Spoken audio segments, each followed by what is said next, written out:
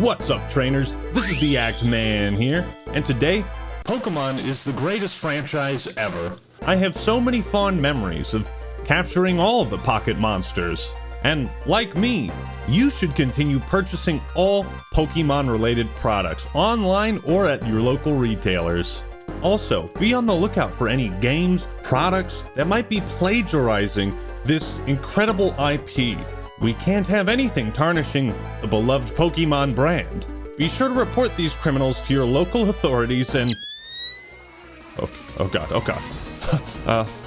Keep purchasing Pokemon products, please. Please help.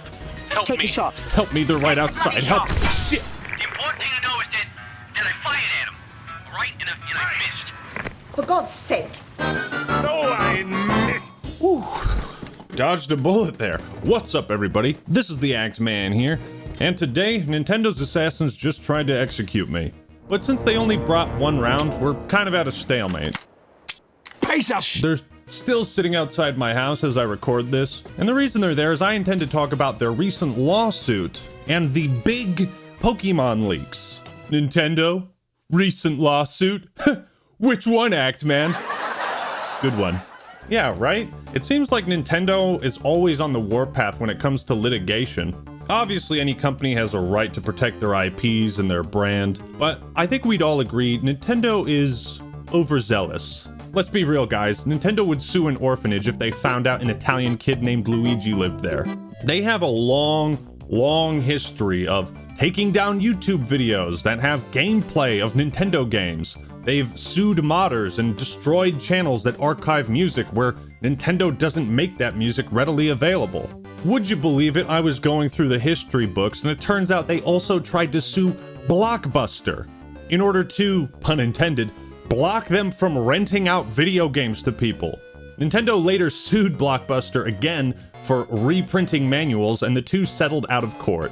The point is, Nintendo's always been insatiable and out for blood when it comes to litigation, and that hasn't changed in the last 35 years. And recently, they declared that they were suing Pocket Pair, the developers of Palworld. We all love Nintendo's games and what they've created over the last 40 years, and some folk are so passionate that they make their own non-profit fan creations. They try to preserve games or emulate them. And Palworld was one of those games that really seemed to take inspiration from Pokemon and iterate on that formula in a way that Pokemon simply hasn't, or at least hasn't pushed far enough.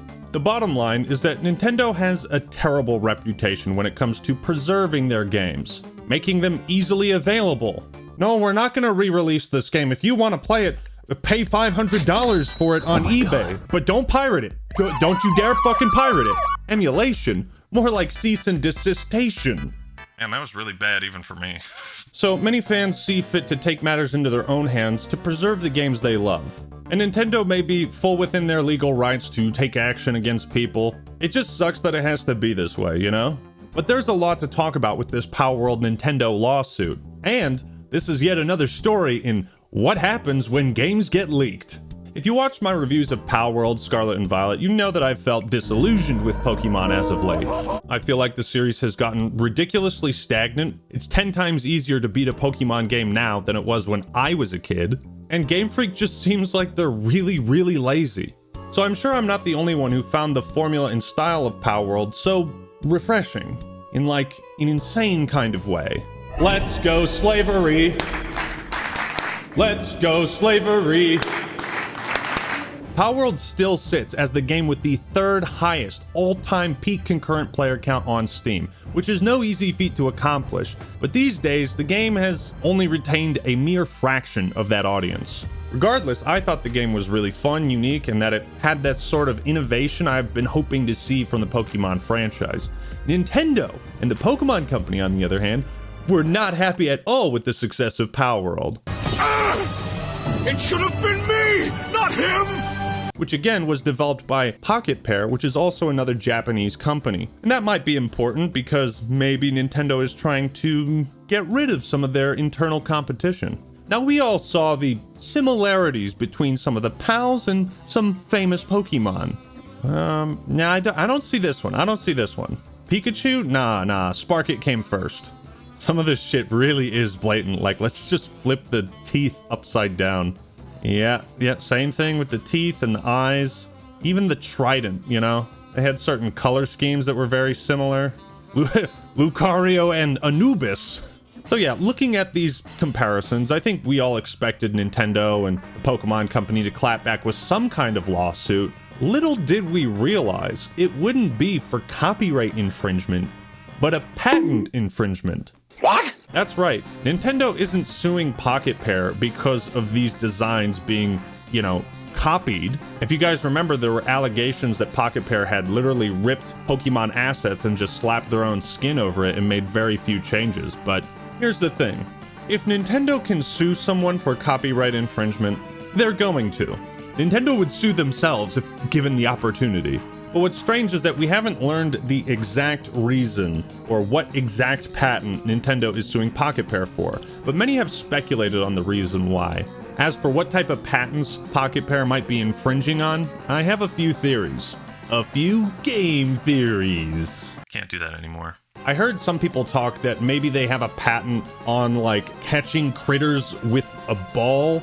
I don't know how you patent a mechanic like that, but if they can do it, Nintendo and Game Freak will. I can't really think of many other games where you catch things and then they live in a ball. I've also heard people say that the way the ball opens as a mechanic in video games, I think Palworld's balls open in two halves, while Pokeballs have a latch and open like this. So I don't know, if that's the case, maybe Pocket Pair can get by on a technicality. I really don't know. Regardless, I think most people are rooting for Pocket Pair to come out on top in this scenario, given that they're going up against giant evil corporation.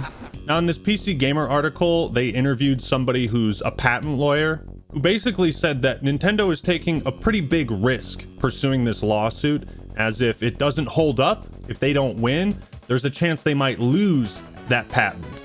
Now, I'm no expert in patents. I understand why they are a thing, and sometimes a company creates something that's very unique and they want to retain all rights and control of it. In the realm of video games, however, it seems like patents only serve to stifle creativity in the industry and limit what other developers are allowed to create.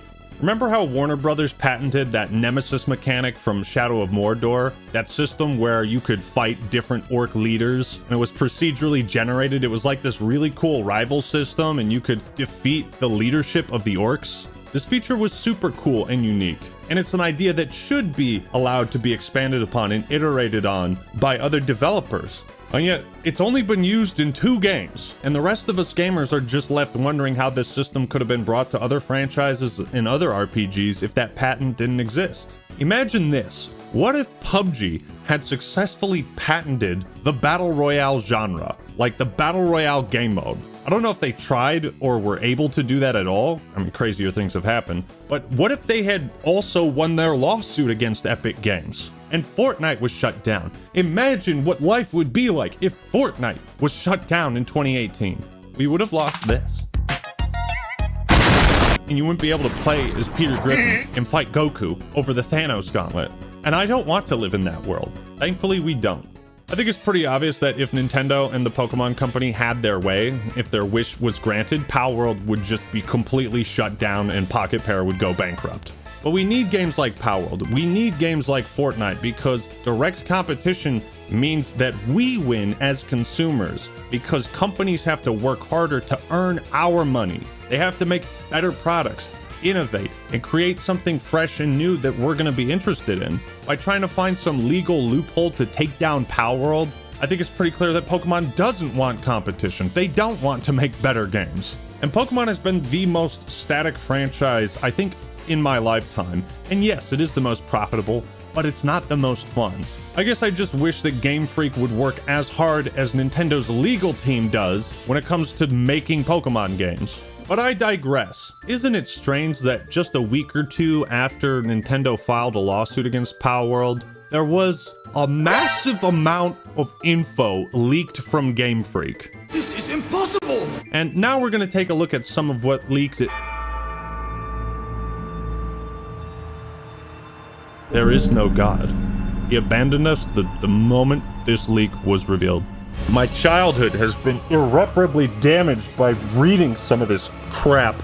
Typhlosion, why would you do this, man? Why would you do this? Game Freak More like Goon Freak.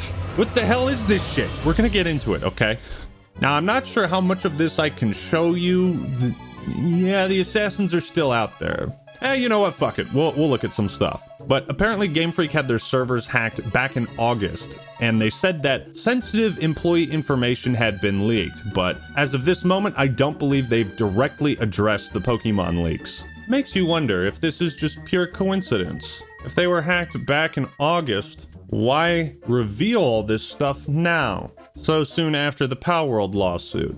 Maybe it's a coincidence, but as one trained in the Force. You know that true coincidences are rare. I won't share too much about their upcoming projects, like games that they have planned, because, you know, maybe some people watching this just want to wait for official announcements so they can be surprised and hyped and, you know, not have that spoiled for them. But if you want to look that stuff up, well, just be prepared for Nintendo's assassins to show up outside of your house. Those fuckers are everywhere. Now, there were some innocuous things that got leaked, like beta Pokemon designs from various generations, which I think are really cool. This one kind of looks like Druddigon, Genesect, I don't know. Oh, this is Hydreigon. And look at this shit. Actually, that's like the Floatzel inner tube thing. Does he wear an inner tube? I don't know. This is supposed to be Mudkip, though. An early version of Mudkip. I like this Trico, and I think the real Torchic is better. But look at this shit.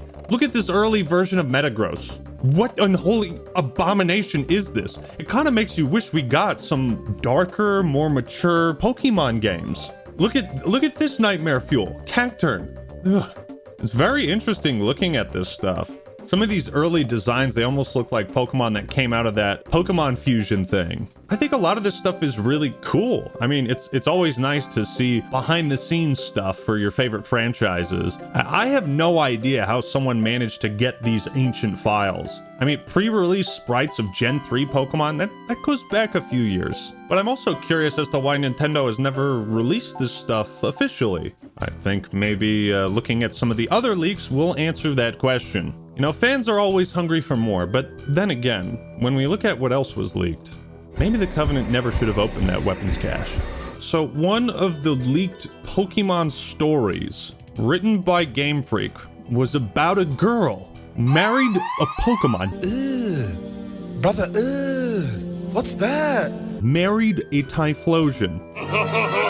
Typhlosion? What are you laughing at? Because she was tricked into thinking it was a human, and they end up having a child together. Oh! Nice. What the fuck? A human Pokemon hybrid.